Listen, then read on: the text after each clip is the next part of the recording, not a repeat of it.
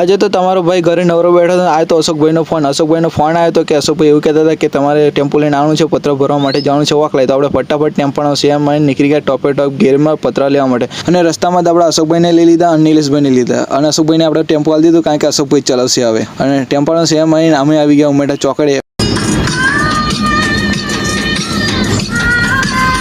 અને ફાઇનલી ભાઈ લોકો આપણે ગુજરાતી સોંગ સાંભળતા આવી ગયા છે ઓકલાથી તમારા ભાઈ ટેમ્પો મૂકી દીધું છે પાર્કિંગમાં. અને આપણા અશોકભાઈ અને નિલેશભાઈ ઇંગલો અને પતરા ભરે છે. અશોકભાઈના પતરા અને ઇંગલો ભરી નીકળી ગયા ટોપે ટોપ ગેરમાં ઘર સાઈડ જવા માટે. આવી ગયા ઓકલાથી અશોકભાઈ બધાને પીવડાવી દીધો કેરીનો રસ, કારણ કે ગરમી દિલ્હી બધે પડે છે તો બધા ઠંડા પડી જાય. ઠંડા પડીને આવી ગયા અમે ઉમેટા ચોકડીથી ફાઇનલી આપણે અશોકભાઈના ઘરે આવી ગયા. અને અશોકભાઈના પતરા આપણે ઘરે ઉતારી દીધા છે.